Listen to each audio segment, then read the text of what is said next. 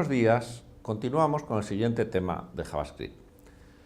Un programa es un conjunto de sentencias que realizan tareas cuando se ejecutan en un ordenador. Las sentencias se ejecutan en el orden en que han sido definidas, por eso se llaman programas secuenciales, porque siguen la secuencia. Y su ejecución provoca cambios tanto en el estado interno del ordenador como en el exterior, cuando se comunica con nosotros o con otros elementos. Un programa tiene además comentarios, que son mensajes añadidos al programa que solo pretenden documentarlo mejor y facilitar su comprensión. JavaScript tiene dos sentencias para introducir comentarios. Los comentarios monolínea, que se introducen así, se delimitan por estas dos barras inclinadas y acaban a final de línea, y los comentarios multilínea, que empiezan con estos dos caracteres y acaban con estos dos caracteres, y pueden ocupar varias líneas, tal y como ilustra este pequeño programa de aquí. Tenemos un comentario multilínea que ocupa dos líneas, empieza con aquella marca y acaba con esta marca, y luego tenemos un comentario monolínea que se añade a la sentencia ejecutable alert mi mensaje, que empieza por esas dos barras inclinadas y acaba al terminar la línea. El estado del ordenador se almacena en las variables. Por eso las variables es algo que existe en todos los lenguajes. JavaScript tiene variables locales y otros tipos que veremos más adelante, y las variables locales se definen utilizando la palabra reservada var seguido del nombre de la variable que queremos definir, tal y como se hace en esta sentencia de aquí. Si nosotros definimos una variable y no le asignamos un valor al crearla o no la inicializamos con un valor, nos aparece una variable que vamos a representar así, de nombre x, que tiene el estado indefinido. Undefined se utiliza para representar estas situaciones en las cuales todavía no se ha introducido nada en alguna variable o en algún elemento de JavaScript. Así es como vamos a representar el estado. Si nosotros definimos otra variable i con esta sentencia, que empieza por la palabra reservada var, sigue con el nombre de la variable i, y luego le añadimos esta asignación igual al string hola, lo que estamos es inicializando la variable con el string hola. Y el estado del ordenador pues pasa a contener una variable i, que vamos a representar así, por este pequeño arbolito, o esta pequeña rama, que dentro pues tiene esta elipse donde representamos el contenido de esa variable, que en este caso sería el string hola, porque esta ya sí estaría definida, no estaría indefinida como en el caso anterior. Una sentencia de definición de variable puede definir varias variables a la vez, como hace esta de aquí, esta tercera, donde la primera define la variable z y le asigna el valor 1, y la segunda la variable t y le asigna el valor 2. Las variables son contenedores donde se almacena el estado del ordenador, y la sentencia que las crea puede también asignarles un contenido. Pero además existe una sentencia de asignación que permite que cambiemos el valor que contiene esa variable. Así nosotros aquí creamos la variable x y la inicializamos con un 5 en el momento de la creación. El estado del ordenador pasa a ser este de aquí. Aquí lo que hacemos es cambiar el contenido de x. Le asignamos con esta instrucción de asignación, que es igual a la anterior, pero no lleva la palabra var delante, digamos, un nuevo contenido, que es el string hola. Por eso el estado del ordenador pasa a ser este de aquí.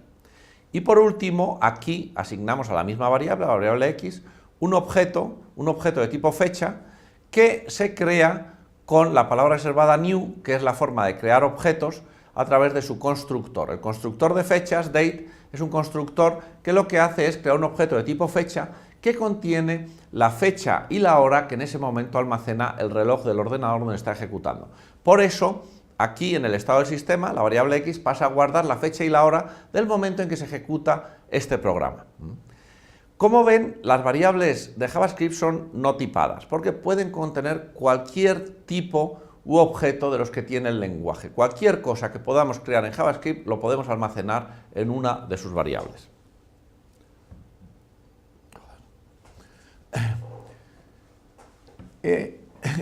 Existen las expresiones que nosotros podemos asignar a las variables, no solo valores simples, sino expresiones formadas con sus valores.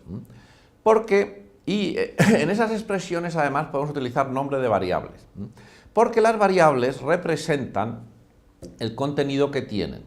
Y si una variable x contiene un 3, podemos asignar o meter una expresión tanto la x como el 3. En ambos casos estaríamos metiendo en esa expresión, el valor 3, como hacemos aquí en esta sentencia de creación de variable. En esta sentencia definimos la variable y le asignamos 5 más x. Como x contiene el valor 3, lo que estamos haciendo es sumar 5 más 3. Por eso la y pasa a tener el valor 8. Incluso en una expresión de asignación podemos incluir la propia variable. Entonces, la y que aparece en esta expresión, en la parte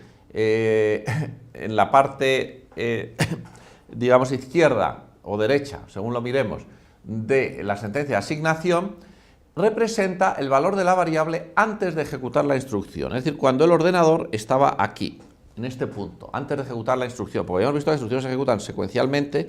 Entonces primero se ejecuta esta sentencia, la primera se pasa aquí, luego la siguiente se pasa aquí, y luego ejecutaremos la sentencia esta de asignación y igual a i menos 2 y pasaremos a estar en este estado. En ese estado, entonces tenemos que la i de la expresión tiene el valor que tenía en el estado anterior a su ejecución, que es el valor 8. Y por lo tanto, a 8 le restamos 2 y la i pasa a tener el valor 6. Si nosotros en una expresión introducimos una variable, como esta variable z, que no ha sido definida, porque aquí no hay ninguna sentencia de definición de la variable z, JavaScript lo detecta y lo trata como un error fatal, un error que aborta la ejecución del programa porque las variables no han sido definidas. Una variable que contenga un defined sí que puede ser incluida en una expresión, pero no una variable que no haya sido definida. Hasta ahora hemos visto las sentencias de definición de variables, como es esta de aquí, que definimos una variable x y le asignamos 3. Hemos visto sentencias de asignación en la cual a una variable ya definida le asignamos un valor, que asignamos a la variable x 5 más ella misma en el estado anterior, que era este 3, por lo tanto pasa a tener 8. Pero también existe en JavaScript la posibilidad de tener sentencias que solo evalúen una expresión, como esta de aquí. X por 5 menos 2. Como tiene 8, pues 8 por 5, 45, menos 2 sería 43. Esto es una sentencia posible, la expresión es correcta y se evaluaría correctamente, pero es una sentencia inútil, porque las sentencias que simplemente ejecutan una expresión, como es este caso de aquí, solo son útiles si el resultado se guarda como hacemos en la expresión anterior, en una asignación, o si tienen efectos laterales, como ocurre en esta otra sentencia de aquí abajo, la sentencia alert mi mensaje, que ya hemos utilizado, que tiene efecto lateral de desplegar un pequeño panel. Ese efecto lateral sirve para comunicarse con el usuario, comunicarle un mensaje, pedir su confirmación o hacer algún tipo de acción con él. Por eso esta sentencia es útil y esta es inútil, porque esta solo consume pues ciclos de reloj, consume energía, pero no guarda nada que luego se pueda reutilizar en el programa. Para acabar este tema vamos a ver un poco de la sintaxis de las sentencias, viendo cómo se delimita una sentencia. Las sentencias se delimitan con el final de sentencia, que es este punto y coma. Y aunque JavaScript permite también que las delimitemos con nueva línea, debemos poner siempre un punto y coma, porque nueva línea introduce ambigüedades que pueden ser difíciles de generar, de tratar y sobre todo de prevenir. Por eso se recomienda siempre esto. Aquí en estos ejemplos tenemos pues unas sentencias que se han estructurado de la forma en que no se debe hacer, no como se deben hacer. Aquí, por ejemplo, hemos metido dos sentencias en una misma línea y se recomienda siempre que cada línea contenga solo una sentencia, o una pequeña parte en el caso de sentencias más complejas, como ya veremos. La primera, además, la hemos delimitado con punto y coma, que es correcto porque es la única forma de hacerlo, digamos, cuando varias sentencias están en una línea, y la segunda la hemos delimitado con nueva línea, cosa que está no recomendado. Además, hemos introducido aquí una segunda sentencia que se limita también con nueva línea, que es algo que no se debe hacer. Y por último, para acabar este tema, vamos a ver la sintaxis de los nombres de las variables, que no pueden tener cualquier string. Un nombre de variable debe empezar por letra, por subrayado o por dólar. Y dentro del nombre puede contener, además de estos tres elementos, números.